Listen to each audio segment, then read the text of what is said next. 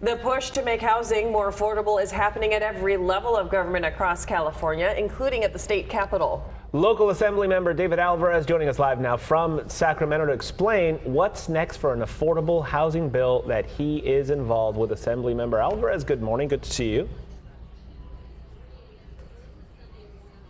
All right, we'll try again. Your microphone doesn't seem to be working. Hello, hello, testing.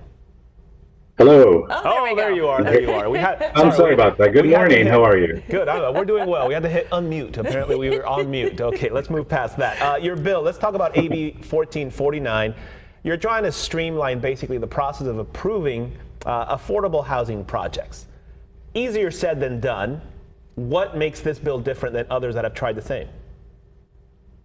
Well, this is a different bill, and this is building on some of the work that I had the opportunity to do down in San Diego when I was in the city council down there. And we're trying to make it easier to build housing, in this case, affordable housing.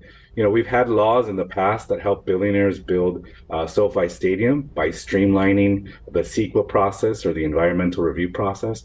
Same thing here, actually, in Sacramento. I can see the arena that was built here. It utilized also a law that allowed them to streamline that process. I believe we need to do the same for affordable housing. If we allow billionaires who build these massive entities, stadiums and arenas to build faster, we should allow affordable housing in particular to be built faster in California, and that's what this bill would do. What do you think are the biggest struggles when it comes to creating affordable housing in the state, and how would your bill help with that?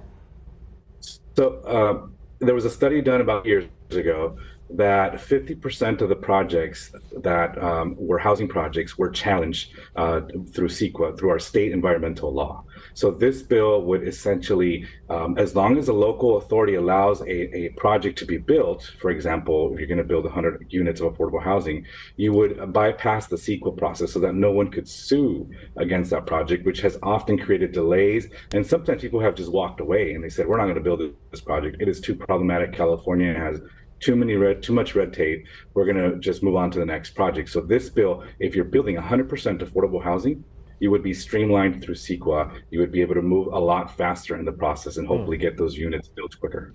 When we hear that term affordable housing a whole heck of a lot, when you see all the prices here in San Diego and you know full well how expensive it really is a term that, I mean, it's all relative, isn't it? So explain Yes. What is affordable housing in terms of if I have two jobs and I'm trying to pay my rent and I can't, what do you mean when you say affordable housing? Give me like actual price tags here. So the state defines affordable housing by the median income levels of places throughout the state. So we are talking about lower income affordable housing. I do have a separate bill that I'd love to share with you, which is on middle income housing, because this is one of the things I hear all the time. Sure. Working professionals, people who are getting a college degree that are leaving our state, leaving our city because they can't afford to live here. Parents who say, well, I want to have my kids raise their kids here. I want to have them here. I hear the time and again. So we have a separate bill that's focused on incentivizing building of middle income housing. So this would be for people who make not low income, but it's really middle class families that are being left out. That is a separate proposal that I have that's also moved forward and hopefully going to be passed into law this year.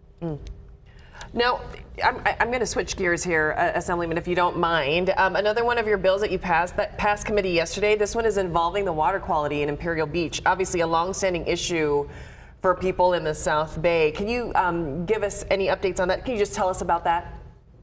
I appreciate you raising this issue. So now we're going on over 500 days, nowhere else in the state, over 500 days and counting that our beaches at Imperial Beach have been closed. That is really a crisis. And I am trying to focus Sacramento from the governor all the way on their attention that it's not okay for a beach in our own state to be closed this long, and that we need to do more as a state to help provide support. So the bill allows the state to give money to an organization, an agency, a federal agency called NADBank, to be able to help build some of the projects that we've already identified. We know what we have to do. Now we just got to get them funded. And there is progress happening. I'll acknowledge that. But California needs to play a bigger role, especially because one of our own beaches is closed and our residents don't have access to the water. You know, it really is a shame to see our beaches in the South Bay like that constantly, frustratingly so, deal with that kind of disaster. We got to let you go, but hey, the cruising ban is lifted in National City.